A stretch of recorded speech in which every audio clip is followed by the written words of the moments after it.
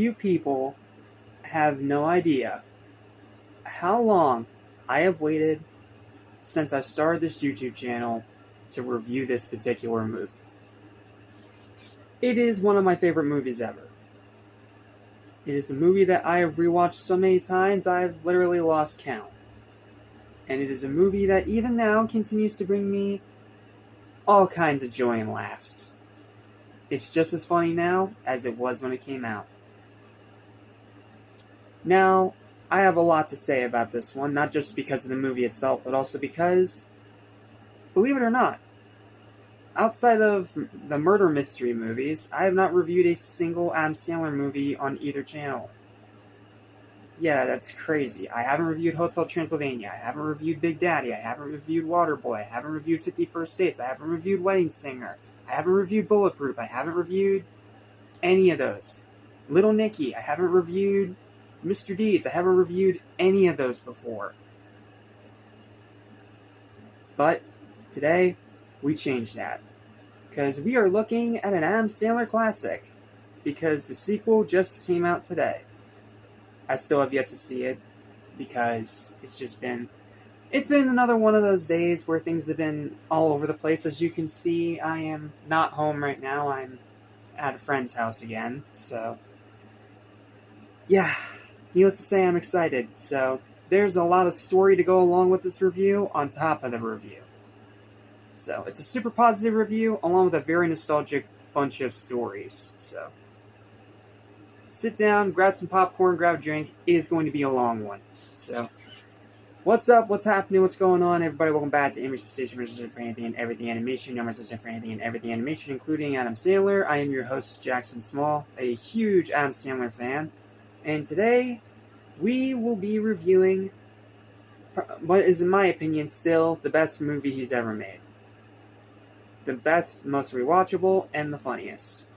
Ladies and gentlemen, welcome to Happy Gilmore. I love this movie. I have always loved this movie, ever since I first watched it in 2011. I have rewatched this movie so many times that I've literally lost count.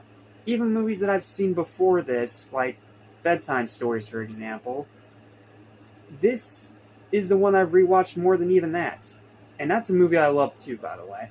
So, I would love to cover more of these Adam Sandler movies if there is interest on the channel. So, as people rev their bikes outside because they're being douchebags, let's talk about it. Let's start, of course, with a little bit of a story. Here we go. One of my all-time favorite movies. I still vividly remember when I watched it for the first time around 2011, after finding a double pack of both this and Billy Madison in the same box that I found Fantastic Four in. Yes, this was in the same box as Fantastic Four, and also the same box as that weird spoof movie Walk Hard the Dewey Cox story. I don't know why I remember that, but for some reason I remember that. And even back then, it endlessly made me laugh all throughout. I honestly couldn't care about golf as a sport. Like, I respect those that play it, obviously, because, you know, they're athletes and it's their passion, I get it. But golf has just never been my sport. I've always been a football guy. That's always been my number one sport. But this, and spoiler alert for SpongeBob Month 8, the SpongeBob episode from Season 8, An Unfriendly Game, found a way to make it fun. I love that episode, and I'm excited to talk about it in September. But, staying on track here. After how much I loved it, I went on a huge Adam Sandler binge that day.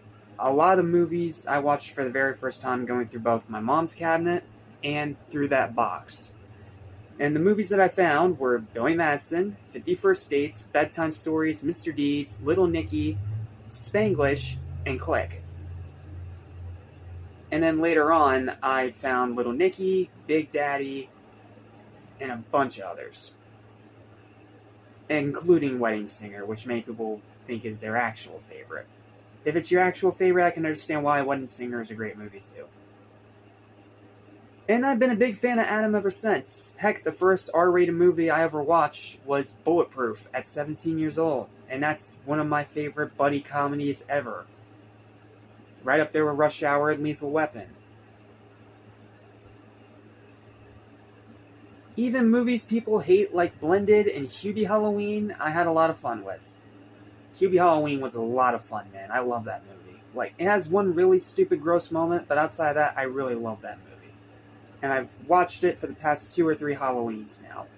It has become a Halloween tradition for me. Alongside, of course, the first Hotel Transylvania. So, yeah, needless to say, I'm a pretty big Adam Sandler fan. But if you also saw my Leo review, you know that I don't like everything this guy does. He has made bad movies, but I'm a little more forgiving than most people. Because most of the time they are ideas that don't quite work out.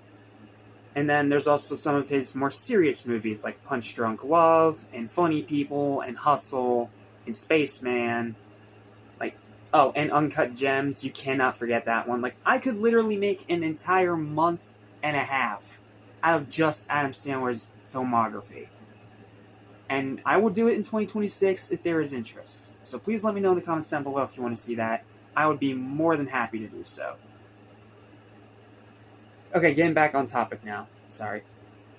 So needless to say, I'm very excited to give this classic the praise it's due. So, without any more further delay, let's tee off, shall we?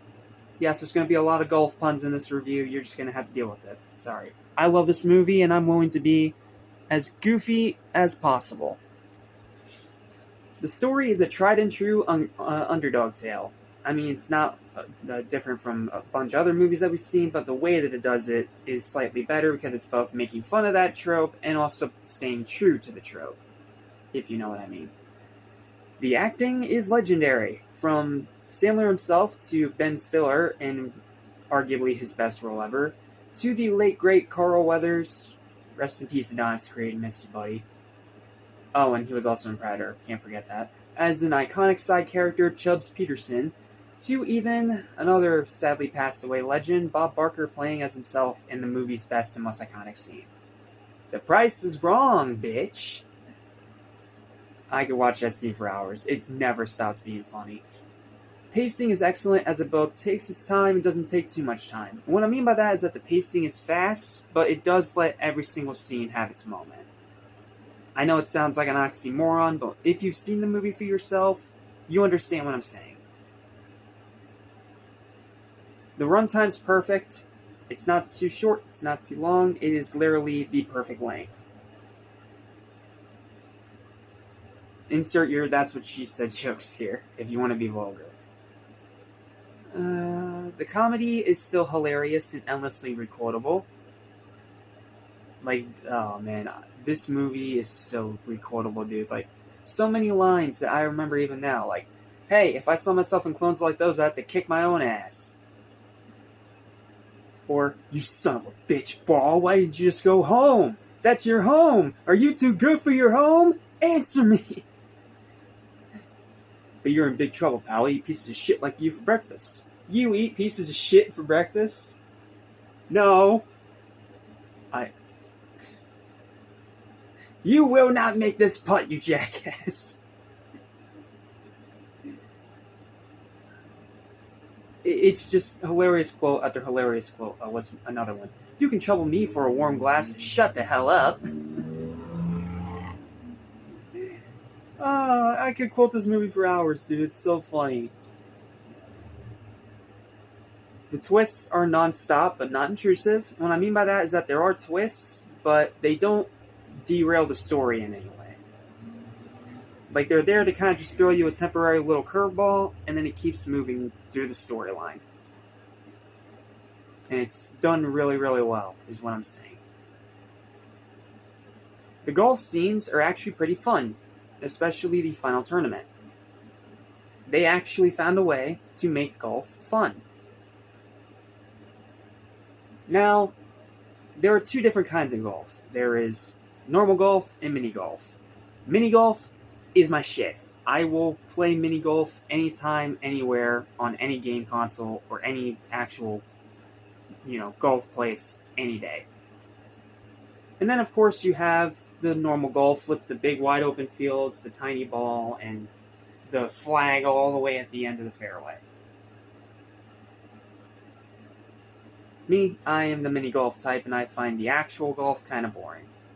That's just me. But for some reason, somehow, some way, they actually found a way to make it hilarious. Not just because of the goofy one-liners, but also because of the way that it's shot, the music that they use, the way that it's paced, the way that it blends into the storytelling. It's all really damn good stuff, man. I don't know what else you want me to say. Rewatchability is endless. I have rewatched this movie so many times that it rivals even Dragon Ball Super Broly and the original SpongeBob SquarePants movie. No, that is not a joke.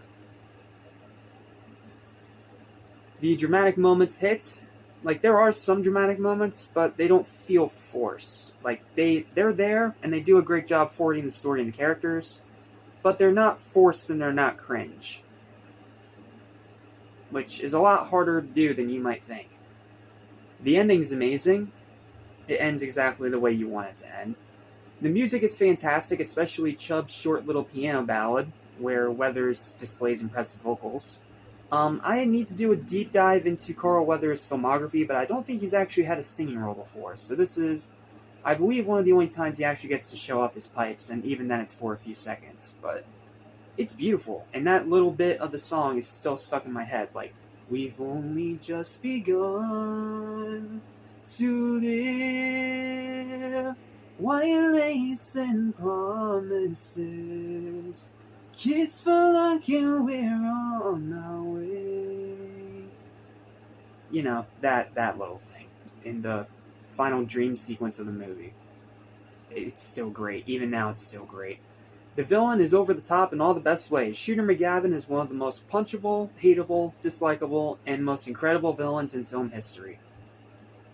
He's just the perfect kind of douchebag. And it's just plain fun. Like, there's a reason why this movie's so rewatchable, because it's just plain fun. Even if you know what's going to happen and you've seen it 1,000 times over, it's still just as funny as it was in your first watch. That's the magic of this movie and the magic of Adam Sandler's best movies. And the same goes for Jim Carrey, honestly. Like, The Mask, Liar Liar, Ace Ventura. Those are movies that, even if you've seen them 1,000 times, when you rewatch them, it's like you're watching it again for the first time, because it makes you laugh that much. Sure, its plot is predictable. I'm not even going to go around that. This plot is very predictable, since it is following the underdog story template that we've seen 1,000 times. And the romance is very simplistic, which then ends up becoming a theme and a trope in itself in other Adam Sandler movies. And yeah, Billy Madison's guilty of the same thing.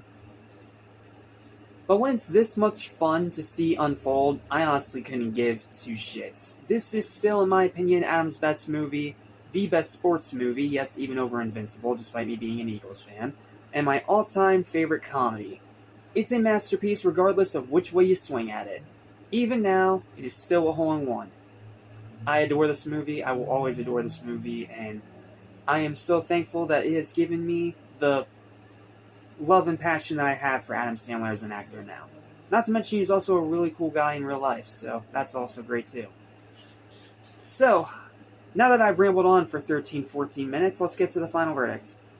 My final verdict for Happy Gilmore, one of my favorite movies ever, is an 11 out of 10. Yes, it is not 12, because, like I said, the plot is predictable, and the romance is simplistic. But, even with that, it is still a masterpiece movie, one of the best comedies ever made, Adam Sandler's best movie, even today. And I still watch it all the time. And I'm just glad that thanks to the sequel, it has given me the opportunity to give it the review that it is due. Speaking of that sequel, though, I'm not sure how it's going to go. I'm not sure if it's going to be really good, like my friend Taylor is saying, or really bad and mid, like my buddy Mountain Kitty's saying. I don't know which side of the fence I'll fall on. Maybe I'll be in the middle. We'll see. But that's going to do it for this review. And before I go, here is a picture of my current Adam Sandler movie collection. Yes, I have 2 copies of Mr. Deeds. You can thank Goodwill for that.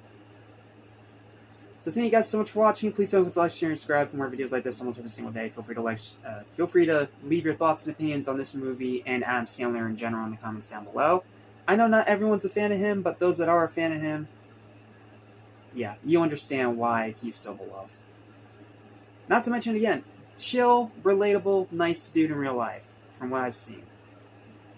Oh, and he's friends with Eminem. That also gets him brownie points. So, that's all I got. I wish I had more to say about Happy Gilmore, but I pretty much said all I can say. Because I do not dare want to spoil this movie for anybody who hasn't seen it yet. Even though I kind of already did. I'm quoting it. Screw it. Whatever. It's 2025. I'd say go see it. More than likely you already have, but if you haven't, go see it. What are you doing? It is one of the must-watch movies of all time. Plain and simple. And if you end up not liking it, I understand. It's not going to be everyone's type of comedy, but it was this and SpongeBob that molded my kind of comedy. And then Jeff Dunham followed after. Okay, now I'm just straight up rambling. Thank you so much for watching, and I'll see you for the hopefully good, or at least okay, Happy Gilmore 2. See you then. Excited for what comes up ahead.